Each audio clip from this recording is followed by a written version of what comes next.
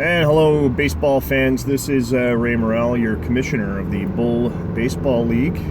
Off the top, well, first of all, I haven't done one of these in a while. So if you're new to the league, you probably haven't seen one before unless you've checked out some of our YouTube channel highlights. But anyway, this is one of our video blogs, the Commissioner's Video Chat, and I just thought I'd bring you up to speed on where we are and things like that. But before we get started, I want to welcome Andrew, Ben, and Tyler to the league. Andrew taking over, I believe it was Dallas, and Ben in charge of California, and I think Tyler took Arizona.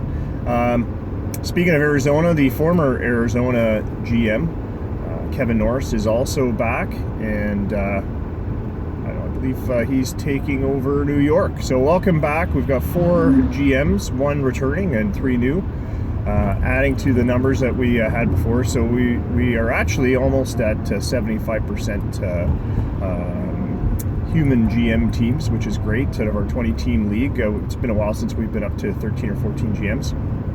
And it makes it a little more interesting, especially for trading and things like that.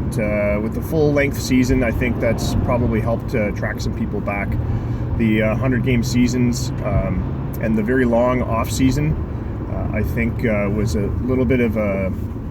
well, people get bored when there's no baseball. So if we were still simming along with the calendar, let's see, today's November 29th, 2018, we would be... I guess done arbitration, getting ready. Actually, our winter meetings historically happened early, so they would be right around now, and there'd be some free agent signings going on, but not much else going on, and that's a little bit boring to manage a team in that light. Now, you probably noticed there haven't been a whole lot of podcasts, video chats like this, or articles on the blog, and that's because running the league full-time kind of keeps me a little bit busy, that with work and family and everything else. So you get more of one, less of the other. Anyway, so where are we? We are at approaching the end of May on the 2019 season.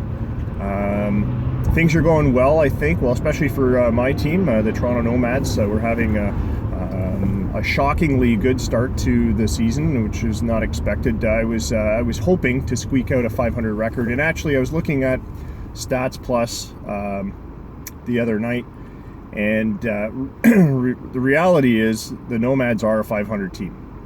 We got lucky with a couple of series sweeps and a good, I think we had a good 5 or 6 game winning streak, which is probably the longest that the team's had in a long time. I think that really helped to bolster our wins, but the Pythagoreans got us with, I think, 3 less wins than we have right now. I want to say we're at 24 wins, but I don't remember off the top of my head. So we should be closer to 20 or 21. A little bit more of an even record, closer to 500.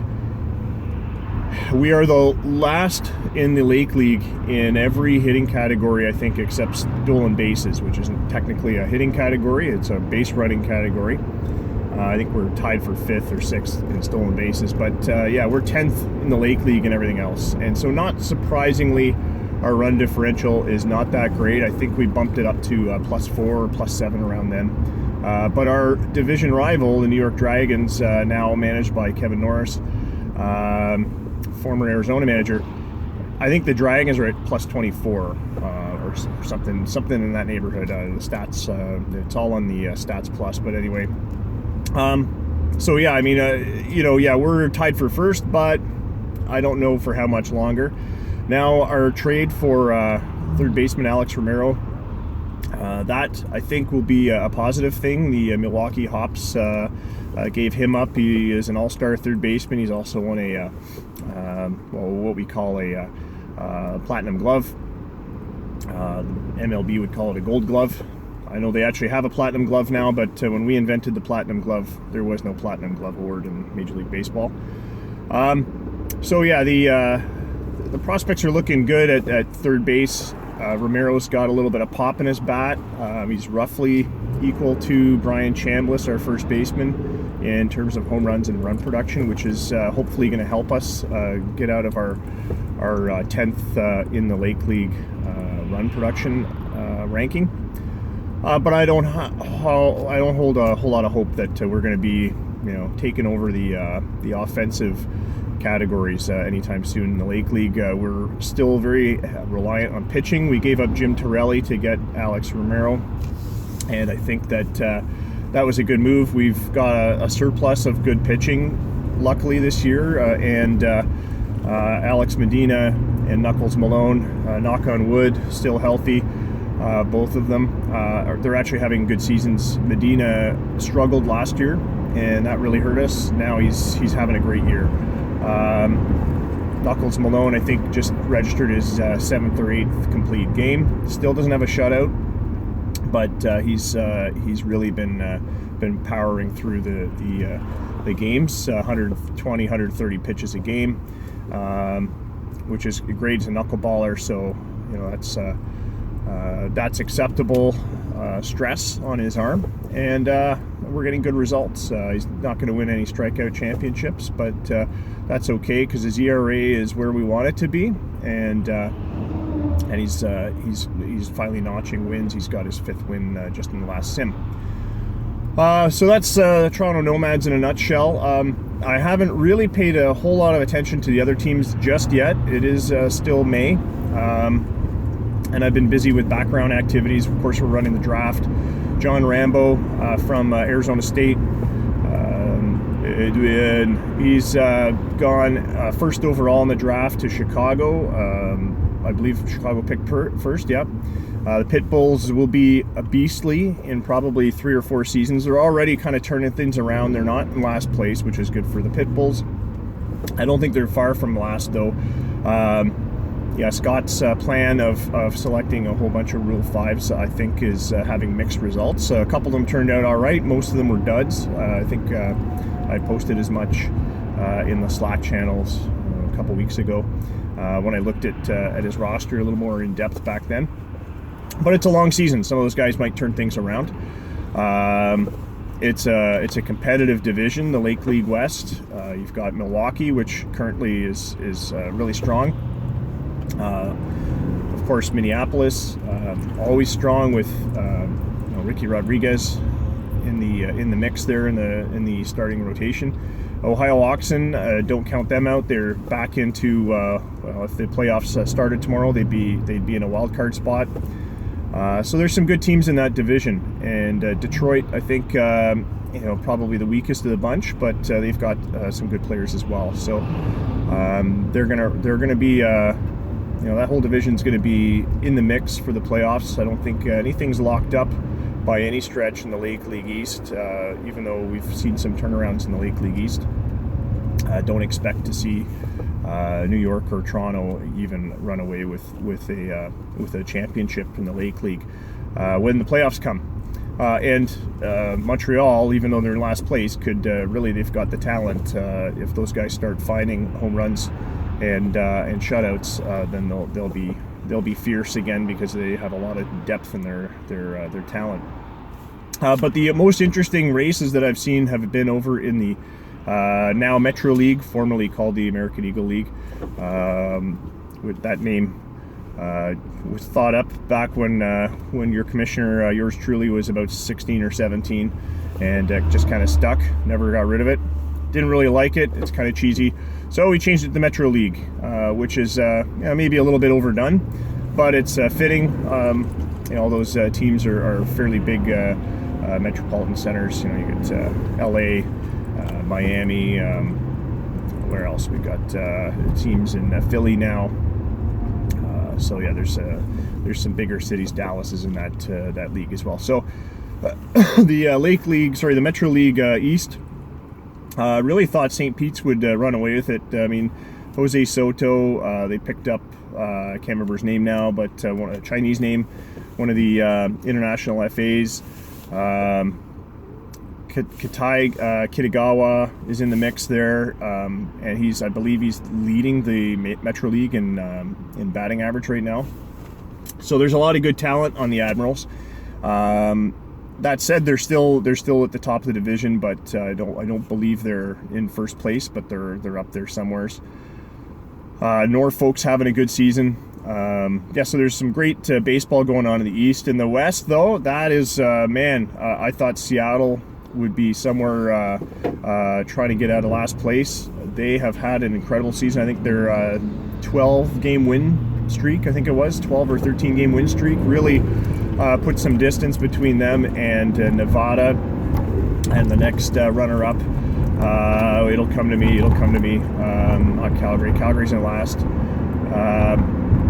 Anyway, it's Nevada and California, as a matter of fact. So the California titles are taking up and Nevada are taking up second and third in that division. California, I'm not too surprised having a good year, and I'm glad they've got a fairly interested and active GM, Ben Wozniak. Thanks for taking over the California titles. They were rebuilding last year. They dumped a lot of their expensive talent. They seem to have retooled themselves back into a pennant race. It's a little early to be talking about pennant races, of course, but they really do look like a playoff team. They, of course, were one of the teams that won the Bull Cup in back-to-back years, and in the last 10 seasons too, I believe. I think they did it in 2011, 2012. I have to check the stats on that, but they've got a lot of talent now. Obviously, a lot of those players are gone now, but they've still got a lot of the same coaching staff, I believe, and same stadium. Similar budgets, so I mean they could really do it. It is a big market, big budget team, so it's not shocking to see them doing well with some good players. But they've got some talent, and dumping Jim Leahy was probably very critical to them freeing up some salary dollars and getting themselves sorted out. So good job. Kudos to the California titles. Now with a human manager, it'll be good to see them improve even more. Nevada, I thought, would be running away with the division. They, of course, made the playoffs last year. They're largely the same. They acquired, I think, another international free agent whose name escapes me right now. Is it Omiya? I think it was Omiya. Or did he go to California? Anyway, I think Omiya went to California. So Nevada's doing really, really well, though, but not quite where I thought they'd be this season. But it's a long season, 162 games now. We've got the traditional baseball length season, and I think that there's still time. We're going to see that pennant slot, that first place, change a few times before the end of the season. And Scott Dumler's he's done a great job with managing Nevada, and I think he's going to continue to do so. So once again, the draft has happened. It's good to get that out of the way early. We've got some great interested GMs that have buckled down and gotten involved again. It's good to see faces come back, like Kevin Norris there, it's fun managing baseball when you got to wear a toque and a winter coat, and it's 1 degree Celsius outside, which I don't know what that is in Fahrenheit, but it's cold. It's somewhere in the 30s. And so it's nice to have baseball to think about three times a week, rather than the snow and the cold, or the cold and there isn't even snow to ski on. So that's Toronto's weather for you. Thanks again for listening, and I'm going to try and do more podcasts. Of course, I've got some technical difficulties. My headset with the mic has been kiboshed again by the kids. So video chat will have to fill in for now. I'll try to keep them short, 15 minutes or less. And the Twitch streams. We're going to be doing some Twitch streams, but I need a headset for that. So, while I'm on the topic of needing stuff, we do have a Patreon campaign. It's patreon.com/bullleague, and you can check it out there. I should probably update some posts there, but ask me anything. You can fire me an email or find me on Slack if you've got questions about the league, especially you new guys. A lot of resources, logos and things like that are all on the website. A lot of GMs have been around a while, so you can ask them too. All right, that's all for now. Until next time, that's Bull Baseball.